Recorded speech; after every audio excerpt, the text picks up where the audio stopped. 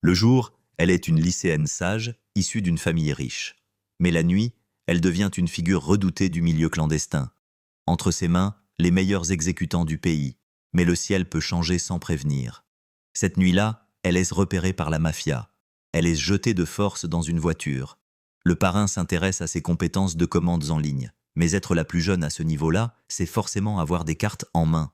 Quand le parrain tente de la tirer dehors, sa femme entend du bruit et s'approche. À ce moment-là, elle attaque par derrière, la lame contre le cou de la patronne. Le parrain, poignardé, comprend enfin à quel point elle est dangereuse. Alors que les deux camps se font face, une voiture fonce soudain depuis l'extérieur. Elle percute le parrain de plein fouet. Elle et la patronne sont aussi projetées. La voiture recule, puis percute encore une fois. Le parrain hurle de douleur. C'est son ami. Elle lui crie de monter vite. Les deux s'enfuient en pick-up, fonçant à toute vitesse. Elles arrivent en pleine nature. Choquées, paniquées. Pour ne laisser aucune preuve, l'amie écrase le volant avec des vêtements.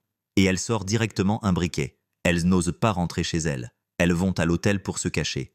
Après une toilette rapide, commence la discussion la plus intense de la série.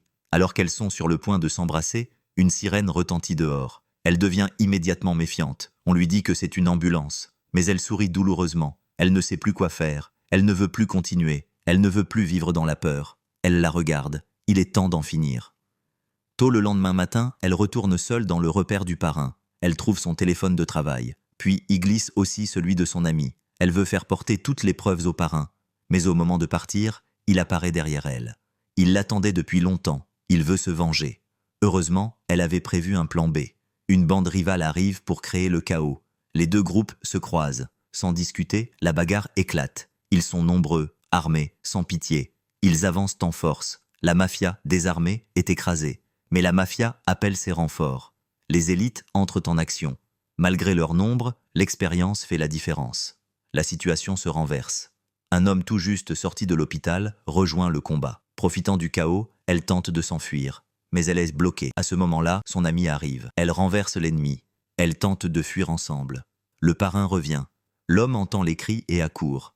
Un seul coup suffit à terrifier tout le monde. Le parrain fuit vers le toit. Avant de partir, l'homme la regarde. Nous ne nous reverrons plus. Il savait tout depuis le début. Il l'a toujours protégée dans l'ombre. Sur le toit, le combat final commence. Une attaque surprise. Une barre de fer transperce son ventre. Il l'arrache. Un coup, puis un autre. Mais le parrain attaque encore en traître. Un couteau, un coup mortel. Quand la police arrive, il est déjà trop tard. Les deux meurent. On pense que tout est fini. Mais la police découvre l'argent. Un traceur était caché à l'intérieur. L'argent est dans le bureau. Le canapé a disparu. Tout est fini. Affolée, elle n'a plus qu'une solution. Appeler la seule personne qui peut l'aider. Elle lui dit de rentrer vite, de faire ses affaires et de fuir ensemble. Mais quelqu'un arrive avant. Il connaît la vérité. Une lutte éclate. Au dernier moment, elle intervient. Il tente de fuir.